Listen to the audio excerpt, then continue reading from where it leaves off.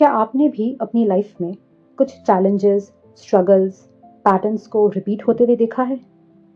Situation बदलती रहती है, लोग भी बदल जाते हैं, पर फीलिंग्स फीलिंग्स वही सेम रहती है।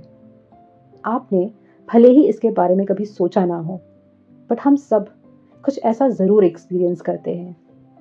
जैसे कि रिलेशनशिप में बार बार ट्रस्ट ब्रेक हो जाता है, बहुत बार डोमिनेटिंग बिहेवियर को फेस करना पड़ता है, कभी बिजनेस में या पैसों के मामले में मिसअंडरस्टैंडिंग, लॉसेस या फ्रॉड जैसी सिचुएशन को फेस करना, बार बार फाइनेंशियल स्ट्रेस होना, कभी ये महसूस होना कि मुझे तो कोई समझता ही नहीं है, एंजाइटी का आना, पैनिक अटैक्स, इमोशनल एक्सॉशन और भी बहुत कुछ। और फिर एक सवाल आता है, आखिर मेरे साथ ऐसा क्यों हो रहा है? लाइफ का ये चैप्टर बार बार रिपीट क्यों हो रहा है? ऐसा क्या है जो मैं अभी तक नहीं समझ पाया या सीख नहीं पा रहा हूं?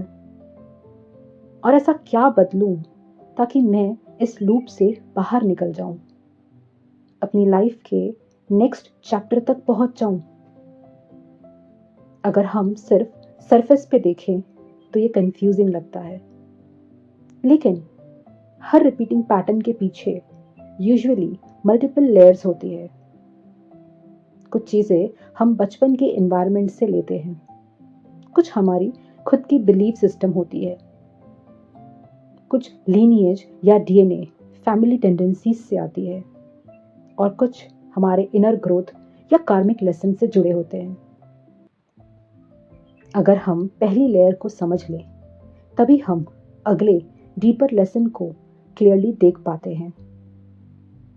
और इन लेयर्स में सबसे पहली लेयर होती है जो हम बचपन में एब्जॉर्ब करते हैं। यही वो बेस है जो आगे के पैटर्न्स को शेप देता है। थोड़ा सा हम अपने फैमिली के एनवायरनमेंट से पिक करते हैं, जो हमने देखा, फील किया और जो बार बार एक्सपीरियंस भी किया। मान लो बचपन में आपको अक्सर फील होता था कि आपको ठीक से सुना ही नहीं जाता, आपकी बात को इम्पोर्टेंस नहीं दी जा रही है, या आपको समझा नहीं जा रहा है। उस वक्त वो छोटा बच्चा एनालिसिस नहीं कर पाता है, वो बस अंदर ही अंदर कुछ बिलीव्स बना लेता है। शायद मेरी बात इम्पोर्टेंट ही नहीं है, मुझे हमेशा प्रूफ करना पड़ता है, मुझे ही एडजस्ट करना पड़ेगा। कभी ऐसा भी होता है, हम कुछ बोलते थे पर उसे सीरियसली नहीं लिया जाता था, कंपैरिजन होता था, अप्रूवल के लिए एक्स्ट्रा एफर्ट देना पड़ता था, इमोशनल स्पेस भी नहीं मिला। और ये बिलीव्स धीरे धीरे हमारी पर्सनालिटी का पार्ट बन जाता है। और जब हम बड़े होते हैं तो चीज़ें कॉमनली होती हैं, या तो हम अननोइंगली खुद ही वैसे बन जाते हैं। हम बड़े होकर दूसरों की बातों को काटते हैं, कंट्रोल करते हैं या उन्हें इग्नोर करते हैं, क्योंकि वही कम्युनिकेशन स्टाइल तो हमने भी सीखा है ना। या फिर हम बार बार लाइफ में ऐसे लोगों को और सिचुएशंस को अट्रैक्ट करते हैं जहां हम फिर से इग्नोर या मिसअंडरस्टैंड किए जाते हैं। और अजीब बात यह है कि ये कॉन्शियस चॉइस नहीं है,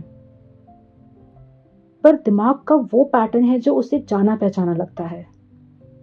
ये ब्रेन के लिए एक कंफर्ट जोन है, चाहे वो इमोशनली कितना ही अनकंफर्टेबल क्यों ना हो।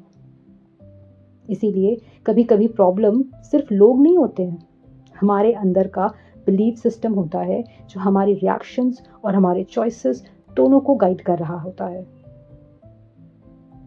तो इस पहली लेयर का पहला स्टेप कोई बहुत बड़ा ट्रांसफॉर्मेशन नहीं है, बस एक छोटी सी चीज, अवेयरनेस। आज से आप ऑब्जर्व करना स्टार्ट करो कि जब भी ट्रिगर होते हो, जब भी ऐसा लगे कि यार मुझे कोई समझ ही नहीं रहा है, मुझे तो कंट्रोल किया जा रहा है, मैं क्यों एक्स्ट्रा एफर्ट दूं, तो खुद को रोक के एक बार पूछना, क्या मैं इस मोमेंट के अकॉर्डिंग रिएक्ट कर रहा हूं? क्या ये मेरी करंट सिचुएशन से रिलेटेड रिएक्शन है, या फिर बचपन की कोई पुरानी बिलीव रिएक्ट कर रही है? कुछ ऐसा जो मन के कोने में आज भी अनरिजॉल्व्ड बैठा है। सिंपल सा पॉज आपके इस नॉन सर्विंग पैटर्न को तोड़ने का पहला स्टेप होता है। नेक्स्ट वीडियो में हम बात करेंगे और भी डीपर लेयर की, जो सिर्फ हमारे एनवायरनमेंट से नहीं बल्कि हमारी लीनिएज से, हमारी डीएनए से आता है और हमारे कार्मिक पैटर्न से जुड़ा होता है। मतलब कि वो इमोशनल रिस्पॉन्सेस, वो relationship habits, stress handling attitude जो जनरेशन से जनरेशन पास ऑन हो रहा है। ये हमें कॉन्शियसली नहीं सिखाया जाता है, पर फिर भी हमारी लाइफ में वो रिपीट हो रहा है। नेक्स्ट वीडियो में बहुत ही सिंपल तरीके से समझेंगे कि ये काम कैसे कर रहा है और कैसे अवेयरनेस के छोटे छोटे स्टेप्स और मेडिटेशन से हम इन लूप्स को ब्रेक करके अपनी लाइफ और आने वाली जनरेशन के लिए एक हेल्दियर पैटर्न क्रिएट कर सकते हैं। Stay tuned.